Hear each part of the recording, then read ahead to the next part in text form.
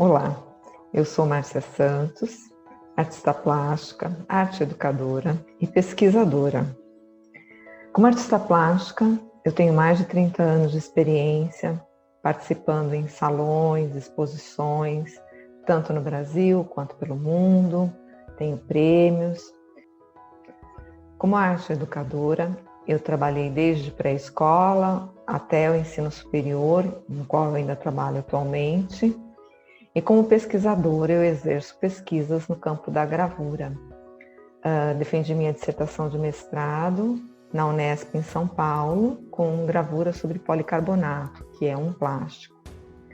Todo esse meu percurso profissional me trouxe muitas inquietações, e a ideia dessa série é exatamente eu estar compartilhando com vocês essas inquietações sobre arte. Então, aqui, nesse espaço, eu vou falar sobre arte de uma maneira geral, discutir questões de arte-educação, exposições, fruição de obras de arte, enfim, tudo que o universo da arte nos traz. Na realidade, muito mais talvez eu traga provocações para vocês e reflexões do que respostas. Mas a ideia é exatamente essa, é criar um canal de reflexão e diálogo para que a gente possa pensar a respeito da arte. Então, hoje nós vamos conversar falando um pouco sobre desenho infantil e algumas coisas que eu costumo ouvir e certamente você também já ouviu. Com certeza você já ouviu alguém falando sobre um desenho, nossa, que desenho feio, parece coisa de criança. Ou então olhar um trabalho de arte e falar assim, isso aí qualquer um faz, eu também faço, criança faz.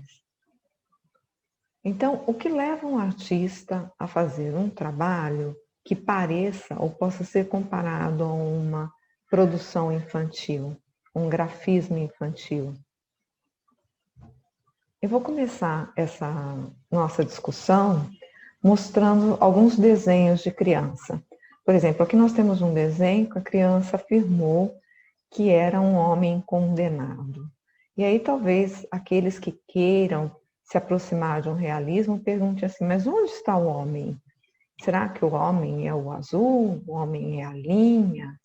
Ou o homem estaria aqui, nesses meios? Enfim, onde está o homem? Talvez fosse uma colocação bem comum das pessoas ao verem esse desenho. Um outro trabalho de criança, que a criança falou que era um homem. E aí nós vamos olhar aqui e falar assim, mas isso é uma figura humana? Talvez a gente consiga até aproximar alguma coisa pensando da seguinte forma, que aqui eu tenho os olhos, isso seria a cabeça, isso seria um cabelinho, mas onde está o corpo? Isso seriam pernas, braços? Então fica um pouco difícil, porque às vezes a gente fica tentando fazer do que a gente está vendo algo próximo do que a criança está relatando. Um outro exemplo é esse aqui. A criança falou que era um homem com a pipa. E aí você fala assim, bom, mas esse está mais fácil, né? Então essa figura aqui, branca, principal, deve ser o homem. Esse aqui deve ser um olho, esse aqui talvez outro. E a pipa deve ser essa aqui. Mas a pipa está dentro do homem? A pipa está colada no rosto do homem? Então as pessoas ficam procurando essas analogias e fazendo essas comparações com a realidade quando vê o desenho infantil. Na realidade, a produção gráfica infantil foi amplamente estudada já. Então nós temos Piaget, Luquet, Kellogg, Lowenfeld, todos já fizeram aí um estudo. Cada um desses estudiosos optou por registrar esse grafismo infantil com alguns termos. Eu não vou colocar aqui porque não é o caso da nossa discussão de hoje, mas no final existe uma bibliografia para quem quiser estudar o desenho infantil e ver as classificações e como esses pensadores olham esse desenho. Mas todos eles já testaram que essa produção, essa expressão gráfica da criança, ela passa por estágios. Num primeiro momento, com uma visão, uma vivência sensório-motora, de movimento, porque no começo a criança não consegue dominar nem o próprio gesto, quanto mais uma folha de papel, ela sai fora da folha, né? Então, é o momento que a gente fala que ela está na garatuja. Depois disso, ela aos poucos vai dominando esse movimento, vão surgir formas circulares e outras estruturas, né? Que a criança vai tentar fazer uma representação, então ela vai contar que ela vai desenhar tal coisa, e ela vai, nessas formas circulares, aparecer algumas figuras.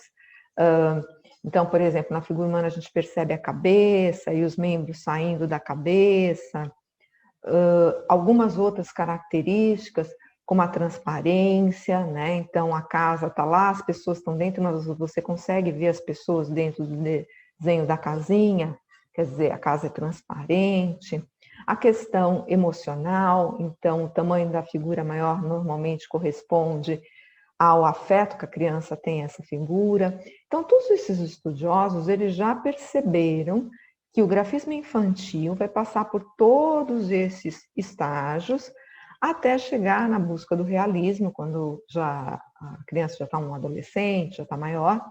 E aqui eu quero pontuar bem que, por realismo, nós devemos compreender os padrões que estão inseridos na cultura desse jovem. Então, ele vai tentar se aproximar desses padrões e usar isso no grafismo dele.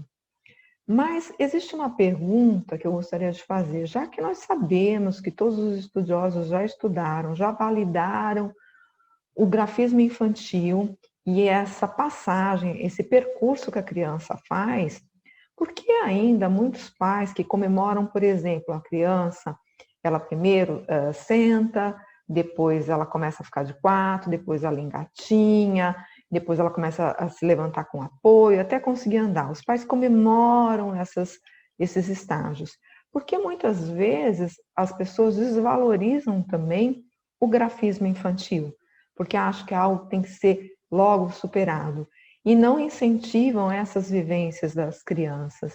Isso é uma das coisas que eu acredito que nós temos que refletir. Bom, para dar continuidade a isso, eu tenho que confessar para vocês que eu menti.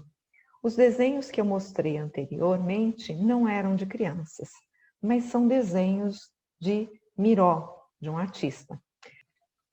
Então, esse primeiro trabalho que vocês estão vendo aqui, na realidade, uma pintura bem grande, né?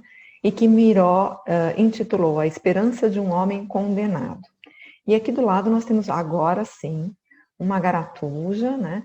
E o que a gente percebe? Se nós percebemos na garatuja esse movimento visual aqui, ó, é quase um arco, como quase o arco que Miró usa nessa região, né? Aqui nós temos um grafismo de vai e vem, que a gente pode ver também nesse azul e que a gente pode ver também aqui nesse fundo. Então, por que Miró faria algo que tem uma comunicação, tem uma relação com o gesto da criança? Por que será que um artista faz isso? Vamos ao próximo slide, onde a gente via a figura. Então, aqui Miró faz um autorretrato.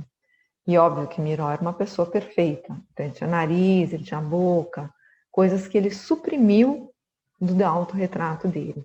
E fazendo uma analogia aqui com o desenho ao lado, né, aqui nós temos uma figura que Luque vai denominar de Badameco girino, que na realidade é a cabeça e não existe corpo, porque os membros saem direto da cabeça. Então, ela é muito similar a essa forma que Miró desenha e faz o seu próprio autorretrato, né? Quer dizer, ela é muito similar à forma como ele vai desenhar a si mesmo e extremamente simples, né? Ele faz um trabalho com economia de recursos nesse sentido, mas essa forma que ele faz se comunica muito com essa expressão infantil. E por último, o trabalho que nós vimos aqui, que realmente é o homem com pipa, que Miró fala, e a gente viu a questão da transparência.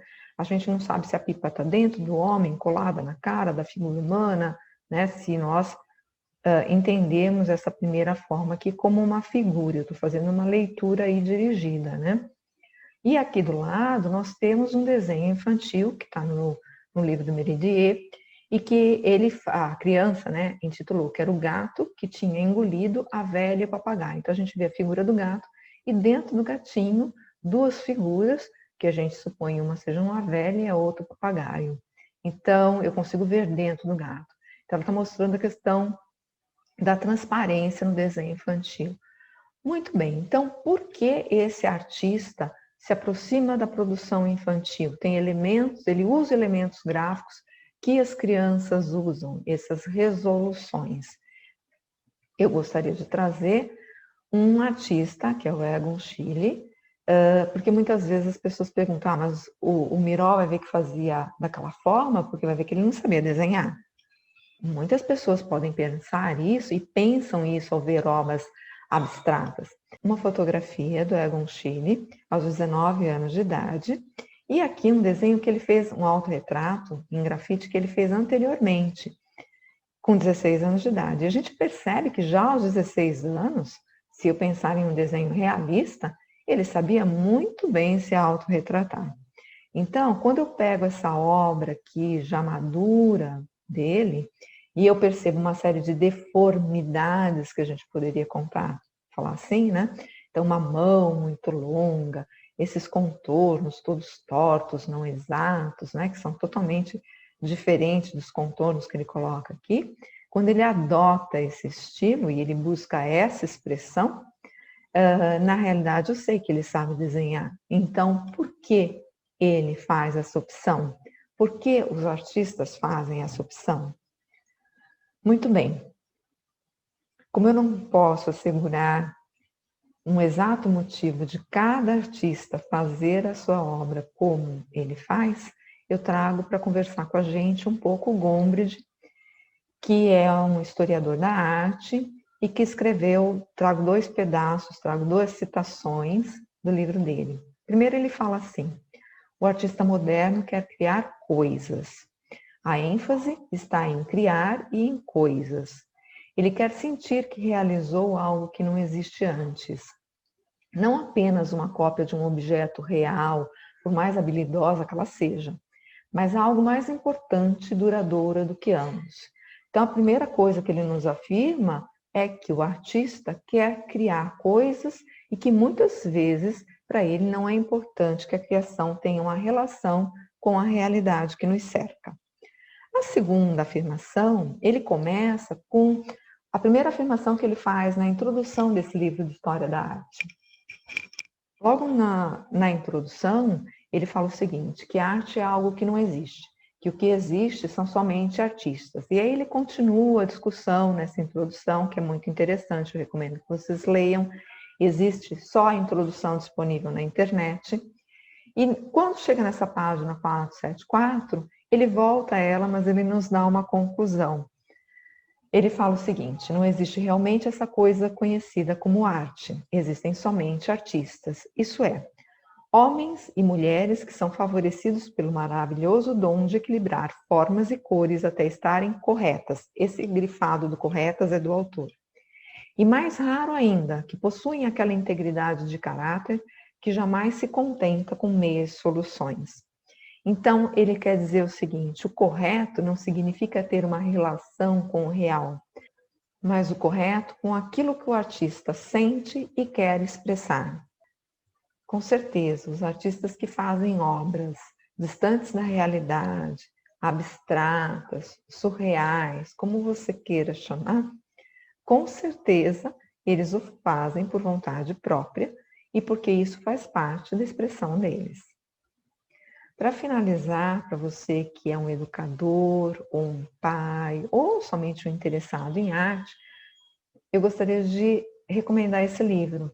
Isso qualquer criança faz.